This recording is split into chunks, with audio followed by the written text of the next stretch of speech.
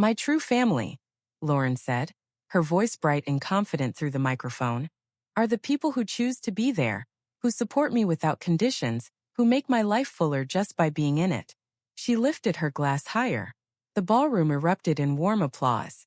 I clapped too, sitting at table 15 near the kitchen doors, my heart fluttering with the same nervous hope I'd carried all day.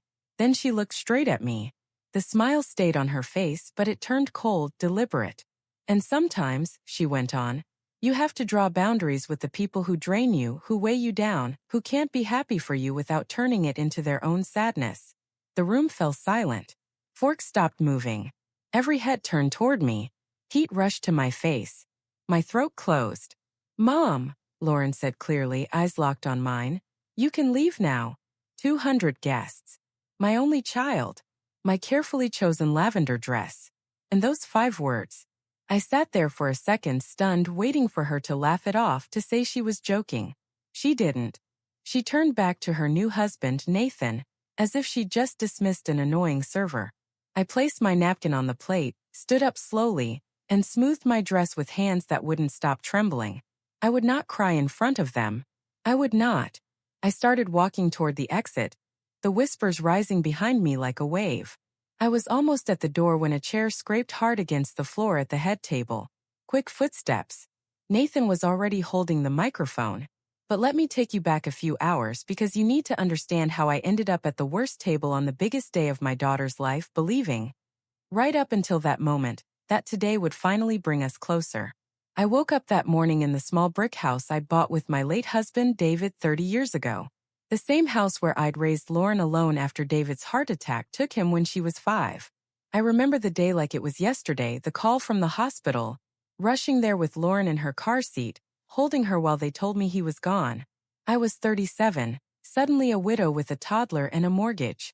I made tea that wedding morning, the same chamomile I'd drunk on hard nights for decades. I laid out the lavender dress I'd bought on sale and saved for months, and pressed it one last time even though it was already smooth. At 67, I still wanted my daughter to look at me and feel proud, or at least not embarrassed. I thought a wedding day would soften everything that had hardened between us over the years. Mothers and daughters find their way back on days like this, don't they? I'd pictured it so many times. The hug after the ceremony, the quiet talk about old times, maybe even a thank you for all the unseen things I'd done. The sacrifices started small and never really stopped.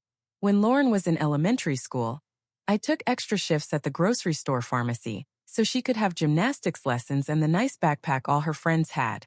I skipped my own hair appointments and new shoes so she wouldn't feel different. When middle school brought braces and school trips, I signed up for night classes to become a certified medical assistant. Better pay, better shifts. High school meant private school for the better college chances. I cleaned offices on weekends and holidays. Friends invited me out. I always said I was tired. But mostly I was saving. When she got into the expensive state university 3 hours away, the one with the great business program, I picked up overnight stocking shifts at the warehouse. My back ached constantly, but she graduated without a penny of debt. I sold David's old fishing boat he'd loved, and the diamond earrings he'd given me for our 20th anniversary, to cover her senior year when the costs ran higher than expected.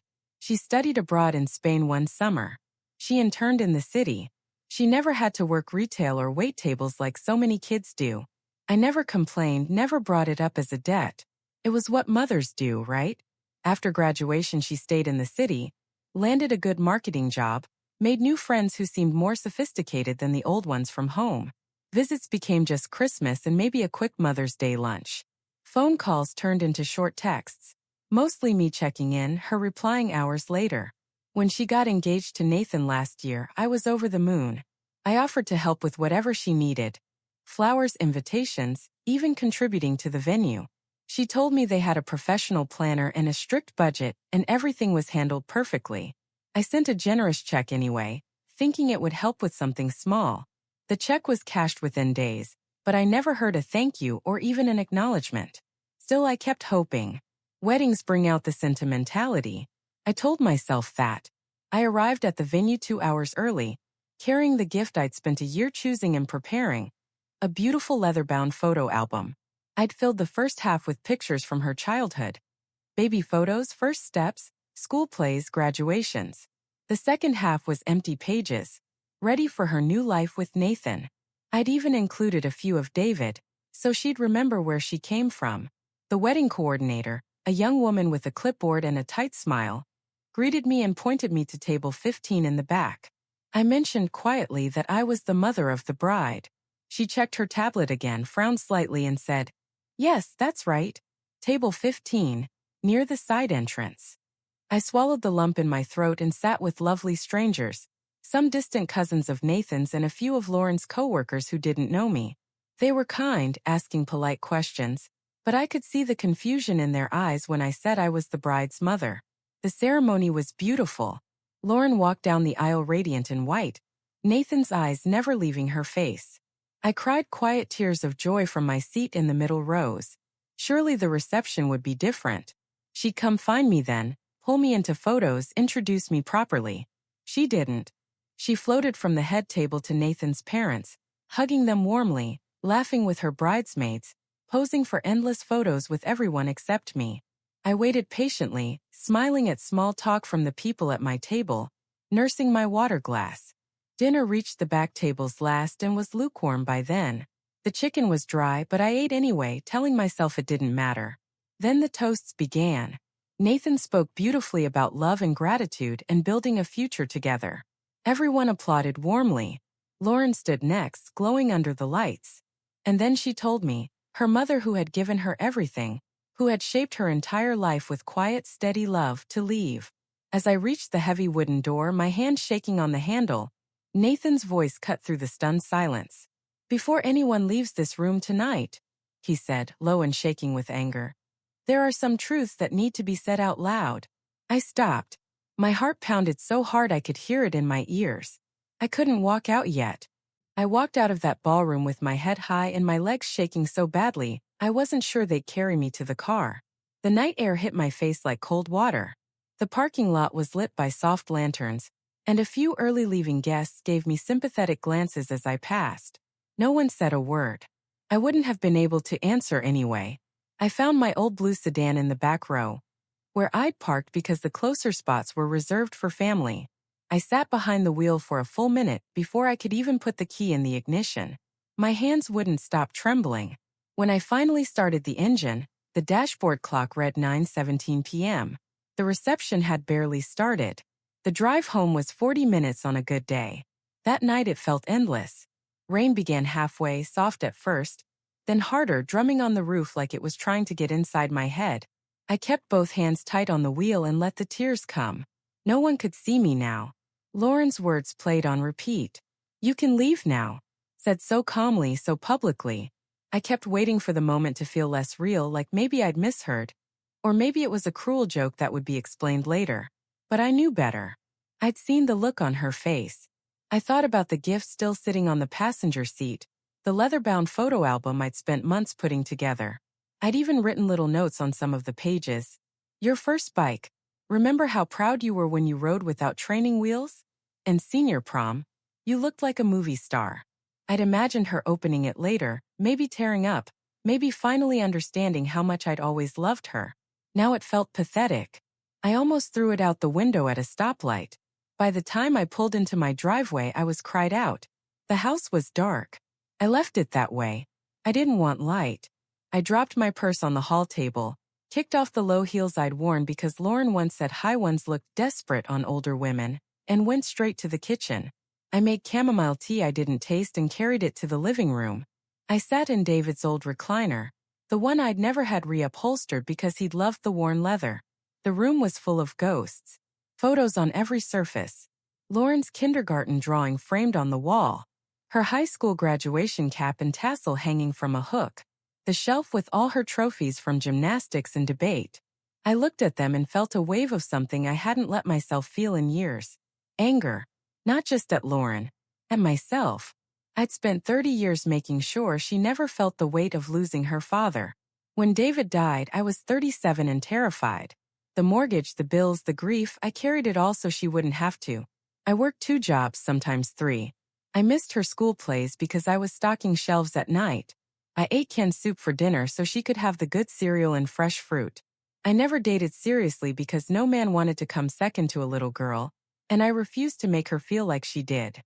When she was 12 and begged for the private middle school all her friends were going to, I took the janitorial job at the office building downtown. I cleaned toilets at midnight so she could wear the same uniform as the richer kids. When she cried because she didn't get invited to the lake house weekends, I worked overtime to send her to summer camp instead. High school brought bigger dreams. She wanted the private academy with the 100% college acceptance rate. I said yes. I waitressed weekends, gave up my own health insurance for a year to afford it. She thrived. Straight A's, debate champion, homecoming court. College was the hardest. The state university was good, but she wanted the flagship campus with the top business school. Out-of-state tuition.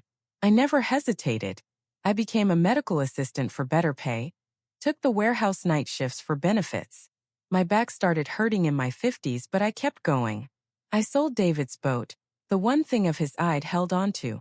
I sold my engagement ring after he died because I couldn't bear to wear it anymore.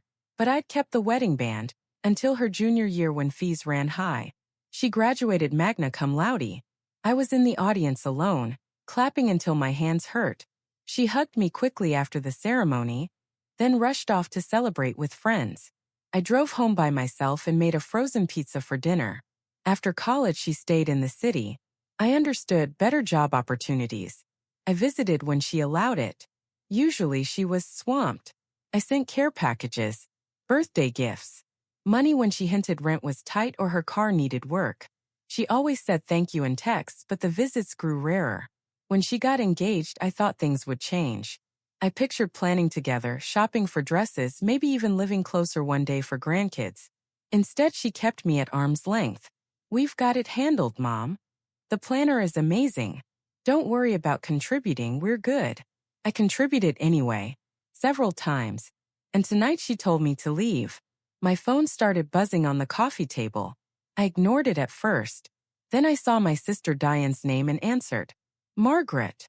I said, my voice sounded like someone else's. Oh, honey, are you home? Are you okay? I'm home.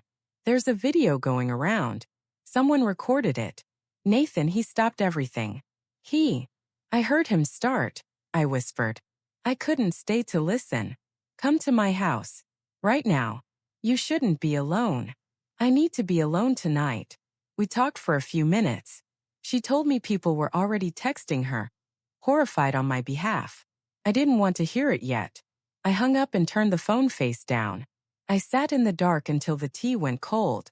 Memories kept coming. The time Lauren was 15 and got suspended for skipping class.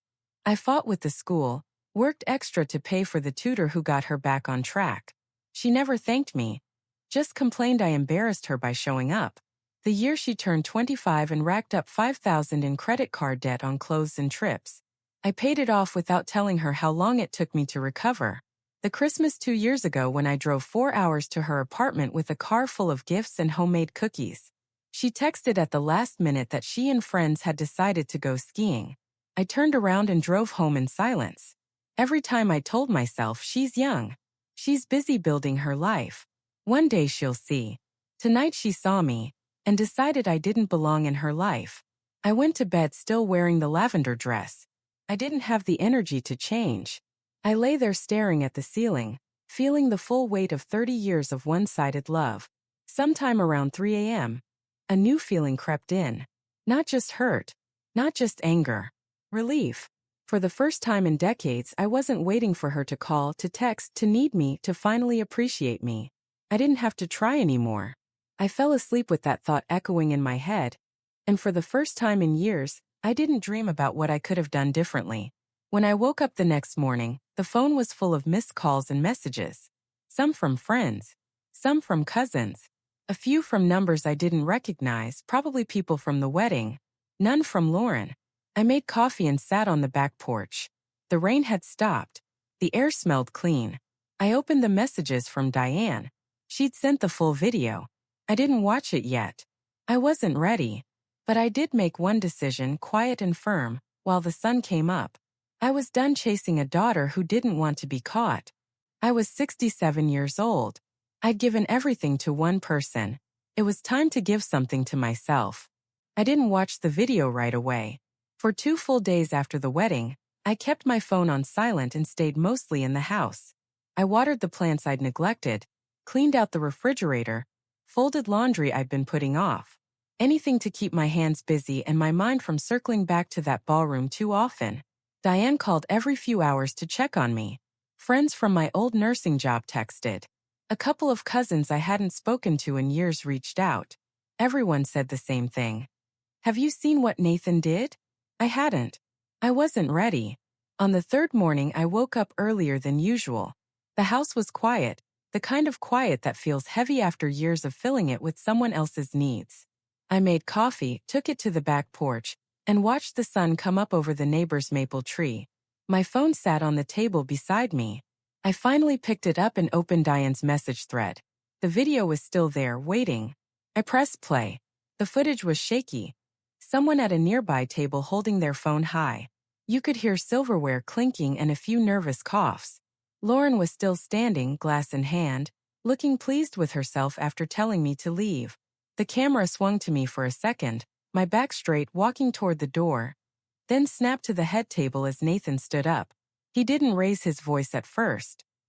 He just took the microphone from the DJ with a quiet "May I?" and faced the room. I need everyone to listen for 2 minutes, he said.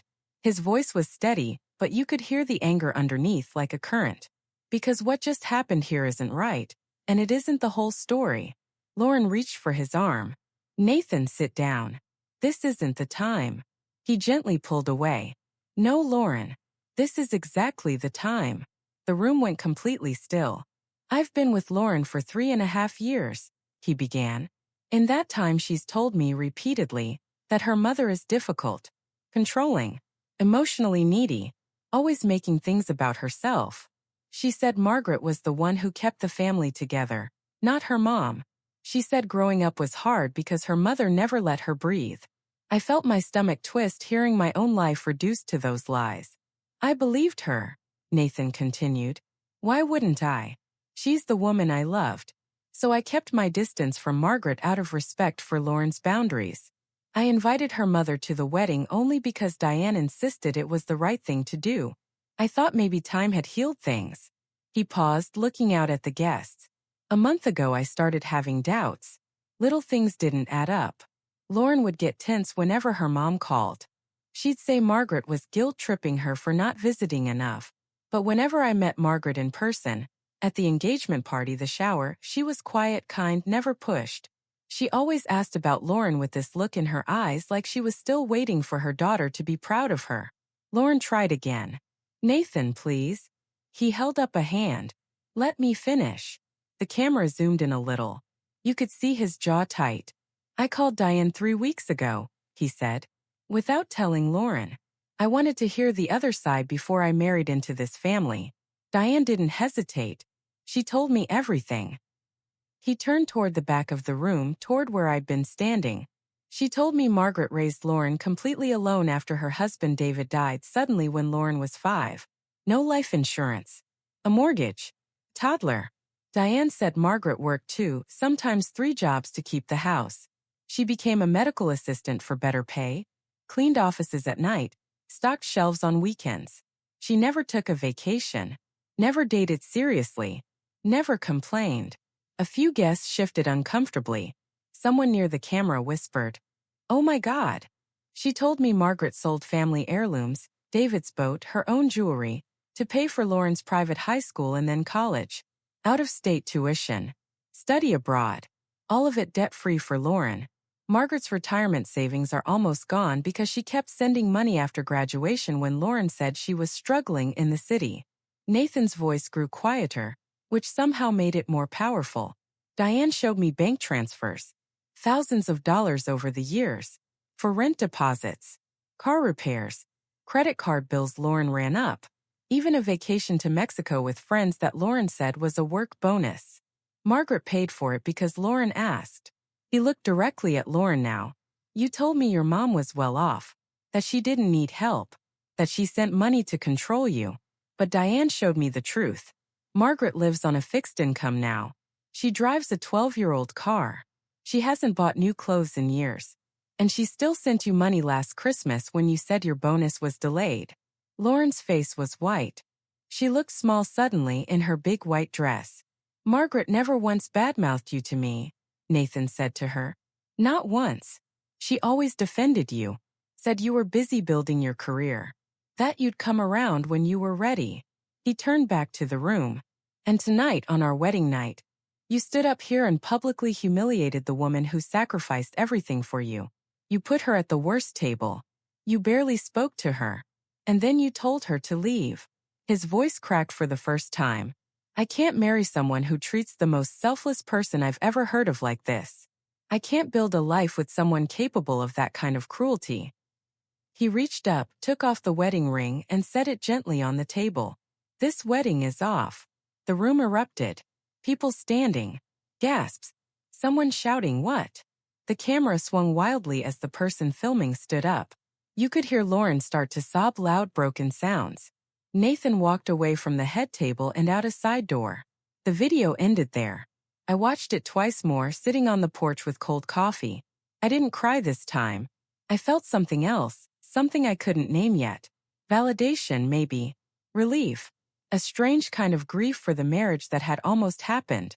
My phone rang almost immediately after I finished. Diane, did you watch it? Yes. Are you okay? I don't know yet. Nathan called me this morning, she said quietly. He wanted to make sure you knew he's sorry for not seeing the truth sooner. He said he's been sick about it since he talked to me. He almost called off the wedding then, but hoped Lauren would come around once she saw you here. I didn't know what to say.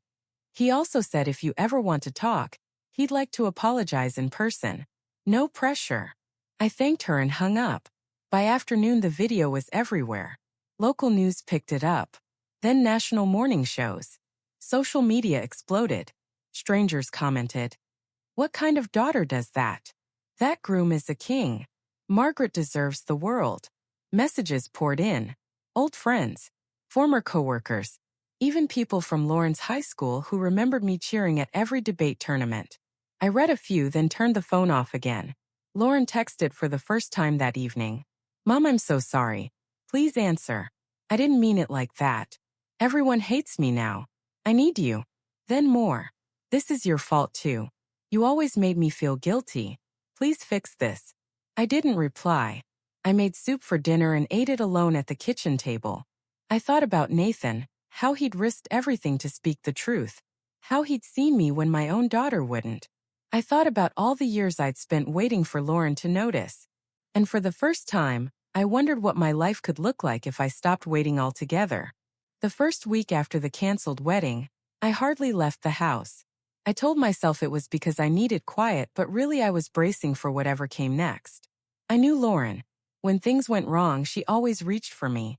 Sometimes with tears, sometimes with blame, always expecting me to fix it. The fallout started small and snowballed fast. Monday morning, Diane forwarded me an email from the venue manager. All deposits were non-refundable per contract. Tens of thousands gone. The caterer, florist, and band followed with the same news. Lauren and Nathan had paid for half up front. The rest was due that week. With no wedding, no honeymoon refunds, and gifts already returned by most guests, the financial hit was brutal. By Tuesday, Lauren's company, a mid-sized marketing firm, issued a short statement. An employee is no longer with the company, effective immediately. No details, but everyone knew. The video had millions of views. Clients didn't want their brands associated with the wedding toast bride. Her LinkedIn went quiet. Her Instagram went private. Wednesday, her landlord gave notice. The upscale apartment she loved, the one with the city view she posted about constantly, was in a building that prided itself on discreet, professional residence. Negative publicity wasn't discreet. I learned most of this from Diane, who learned it from mutual acquaintances. Lauren hadn't called yet. She showed up on my doorstep 9 days after the wedding, late on a Thursday evening. I saw her through the peephole first. Hair in a messy ponytail, no makeup, wearing yoga pants and an oversized hoodie I didn't recognize. She looked like the exhausted college student who used to come home for laundry and home-cooked meals, not the polished woman from the wedding. I opened the door but didn't invite her in. "Mom," she said, voice cracking. "Can we talk?" I stepped onto the porch and closed the door behind me. The evening air was cool. I crossed my arms. What do you need, Lauren? She flinched at the directness. Everything's falling apart. The job's gone. The apartment. I have to be out by the end of the month. Nathan won't answer my calls. People I thought were friends aren't returning texts. I don't know what to do. I waited. I know I hurt you, she rushed on. I know what I said was awful. I was stressed and scared and I took it out on you. I'm sorry. Truly. Please help me. Help you how? I need a place to stay. Just temporarily. Until I get another job. And maybe some money to cover the move. No. She blinked. What? I said no. But you're my mother. I said quietly.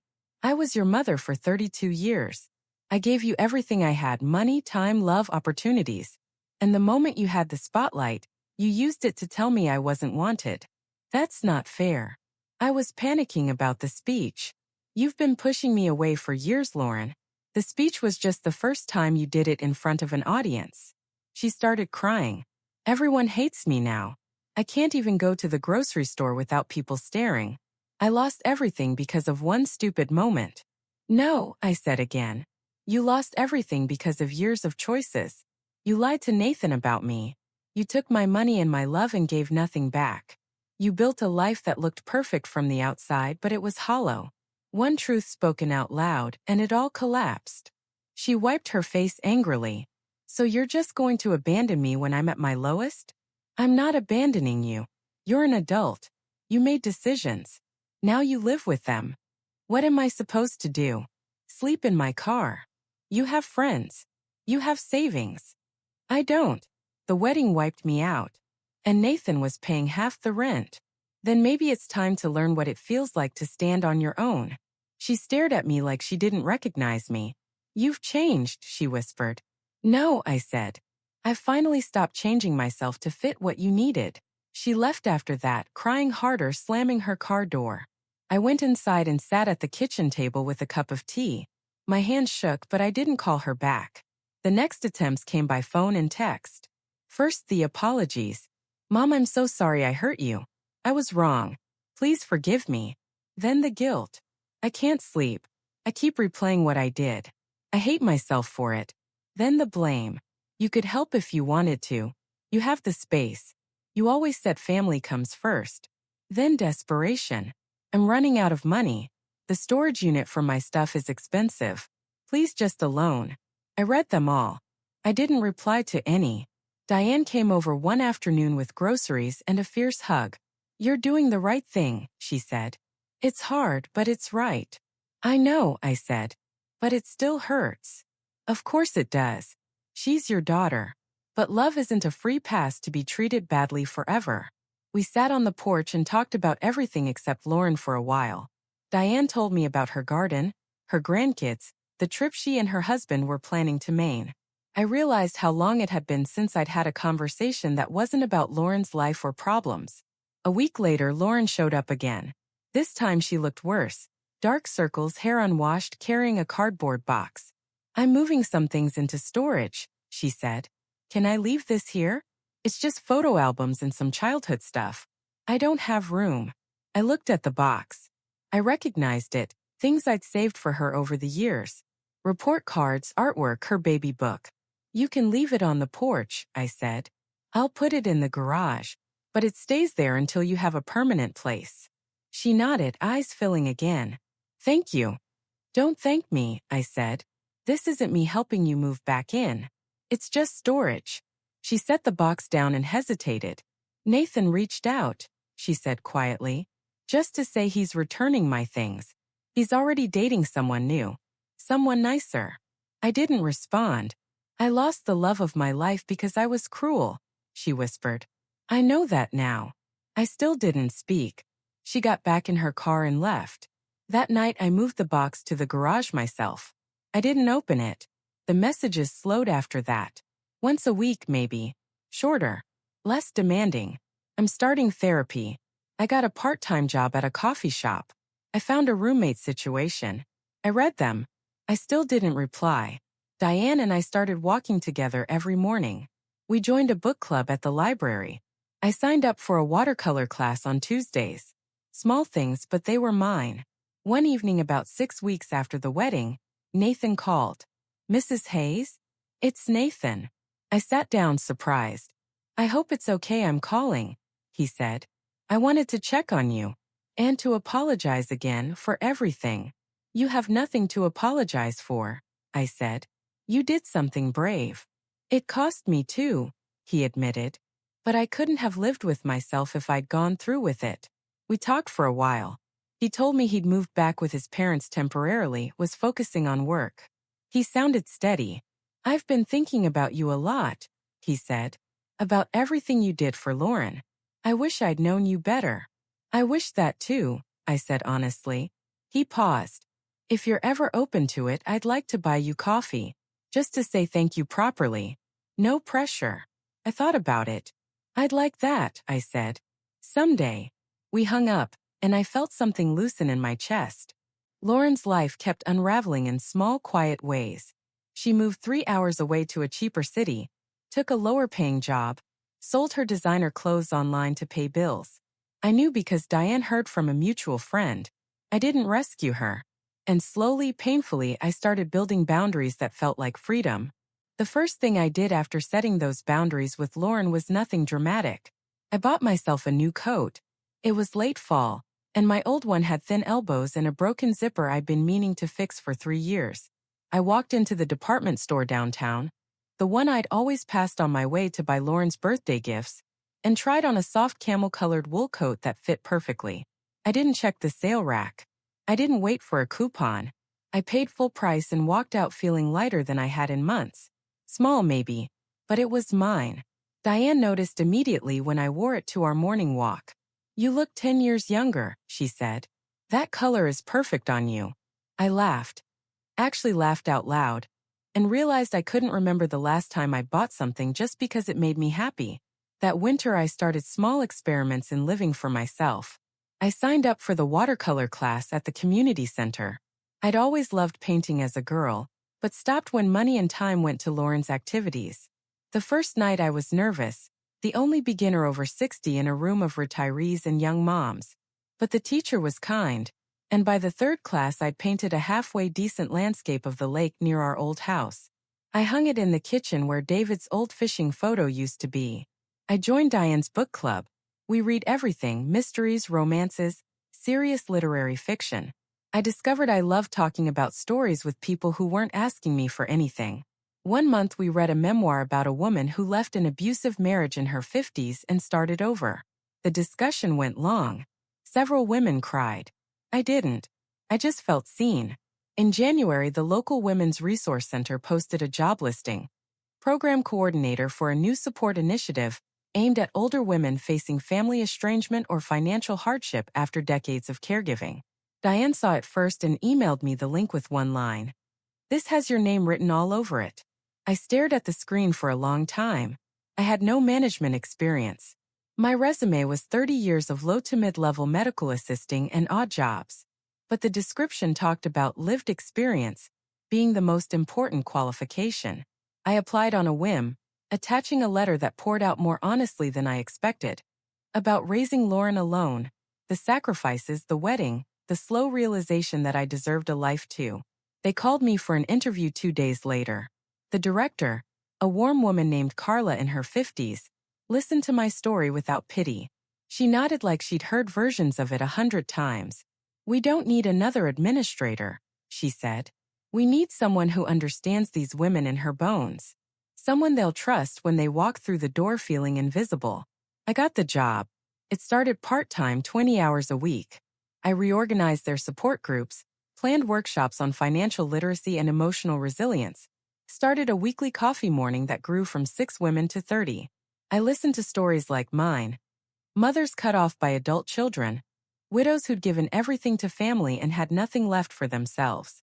I didn't preach. I just shared what I was learning. That saying no didn't make you a bad person. That your worth wasn't measured by how much you sacrificed. By spring I'd gone full-time. We renamed the program Second Chapter. Women started calling it Margaret's Place, even though I protested. I hired 2 part-time facilitators, one a retired social worker, one a woman who'd been through our program herself. Enrollment doubled. I moved out of the old house that summer. Not far. Just a sunny 1-bedroom apartment 10 minutes from the center, with big windows and a little balcony where I could grow herbs. I sold or donated half my furniture. I kept David's recliner and a few photos, but most of Lauren's things stayed boxed in the garage of the old place until the new owners took possession.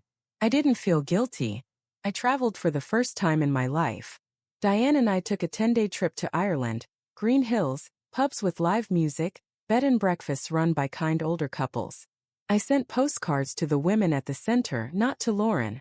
I drank Guinness and danced a clumsy jig in a pub, and didn't worry about anyone judging me. Back home I took a ballroom dance class on Thursday nights. I was terrible at first, stepping on toes and counting steps out loud, but the instructor, a patient man named Luis, kept partnering with me until I got it. By fall I could waltz without looking at my feet. I laughed more in those classes than I had in years. Nathan reached out again in late summer. We met for coffee at a quiet cafe downtown. He looked good, steadier, happier. He'd started his own small architecture firm focusing on community spaces. "I've been following the center online," he said. "It's incredible what you've built."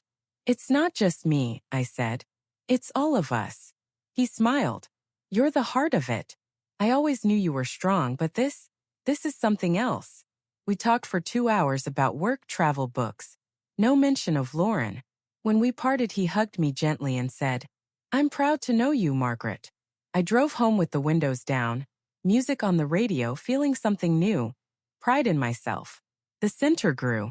We added job training partnerships with local businesses. We started a small resale shop where women could sell crafts or consign clothes and keep the profits. We held holiday parties where no one had to worry about family drama. I made friends, real ones, women who called to check on me, who invited me to their grandkids' graduations, who shared recipes in tears and laughter. One evening in early winter, about 14 months after the wedding, Carla called me into her office. "We've got funding," she said, grinning. "A major grant. Enough to go regional. And they want you to lead the expansion." I stared at her. "Me? You've turned Second Chapter into something people talk about across the state. You're the reason women walk through our doors believing they can start over." I took the promotion. More responsibility, better pay. For the first time in my life, I had a salary that let me save, not just survive. I bought myself another new coat that winter. This one bright red. Lauren's messages had slowed to almost nothing. Once every few months. Started a new job. "It's going okay. Thinking of you. Saw your interview in the local paper. You looked happy." I still didn't reply. Not out of anger anymore. Just because I was busy living. 1 year and 9 months after the wedding, I ran into her by accident at the big box store outside town. I was buying art supplies for a workshop. She was in the checkout line ahead of me, hair shorter, wearing a simple coat, no makeup. She looked ordinary, human. She saw me and froze. "Mom. Lauren." We stood there awkwardly while the cashier scanned her items. Basic groceries, nothing fancy. "You look good," she said finally. "Thank you. So do you. I saw the article about the new center's opening. That's amazing." I nodded. I'm doing better," she said quietly. "Therapy helped. A lot." I moved back closer. Got a small place about 20 minutes from here. Entry-level job, but it's steady. "I'm glad." She paid and stepped aside so I could unload my cart. "I know you don't owe me anything," she said, voice low. "I just wanted you to know I understand now. What I took from you. How I treated you. I'm ashamed of it every day." I met her eyes. They were steady. No tears this time. "Thank you for saying that." She nodded, picked up her bags. "Maybe someday coffee?" "Someday," I said. "When I'm ready." She smiled, a small, sad, hopeful smile, and left. I finished my shopping and drove home to my bright apartment, where a half-finished painting waited on the easel and invitations to 3 different holiday parties sat on the counter. I didn't feel triumph. I didn't feel pity. I felt peace. For the first time in 68 years, my life was full of people who chose me, not because I gave them everything, but because they liked who I was when I finally stopped giving it all away. 3 years have passed since the night Lauren told me to leave her wedding. Second chapter has grown beyond anything I could have imagined that first lonely week after the cancellation. We now have 4 locations across the state, a staff of 25, and partnerships with colleges, hospitals, and businesses that offer training and jobs to our women. The grant Carla told me about turned into a foundation. My face has been on local news, a national morning show, even the cover of a women's magazine with the headline, "It's never too late to begin again." I still blush when someone recognizes me in the grocery store. I wrote a book last year, part memoir, part guide for women rebuilding after betrayal or loss. It became a bestseller. I never expected that. The royalties funded a scholarship program for older women returning to school. We call it the David Scholarship after my husband. I wish he could see it. I travel when I can. Last year I went to Greece with a group from the center, 12 of us, all over 60, laughing on beaches and climbing ruins like teenagers. I dance tango every Thursday. I have a circle of friends who feel like sisters. I garden on my balcony. I paint. I sleep well. Lauren and I have a relationship now. Not the one I dreamed of when she was little, but something honest. It started slowly. About 6 months after our grocery store encounter, she sent a letter. Handwritten. No phone number, no demands. Just 3 pages. She wrote about therapy, how she'd finally understood that her cruelty came from shame. Shame that I'd given so much and she'd given so little. Shame that made it easier to paint me as the problem than to face herself. She wrote about the job she'd lost, the friends who drifted away, the nights she sat alone realizing how hollow her perfect life had been. She wrote that Nathan marrying someone else had hurt, but it also freed her to stop chasing an image and start building a real life. She ended with, "I don't expect forgiveness. I just needed you to know I see you clearly now.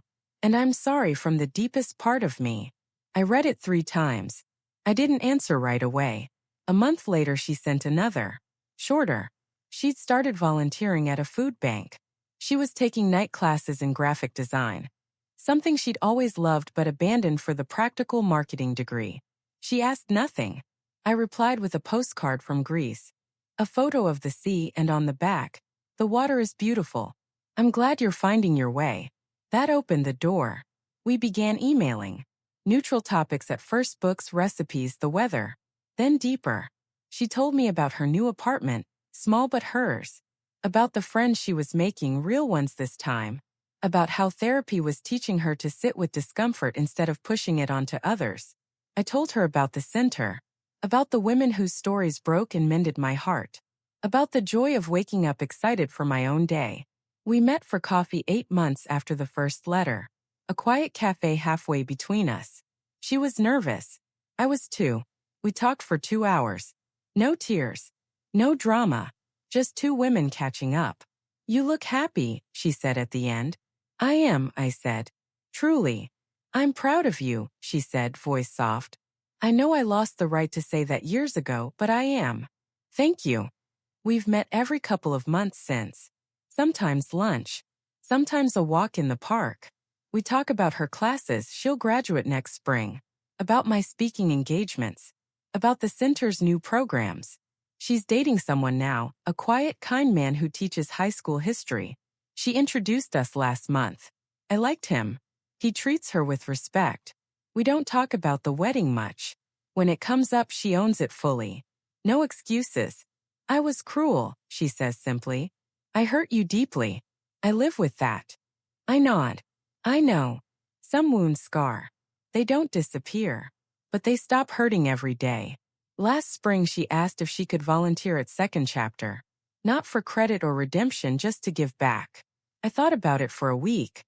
Then I said yes.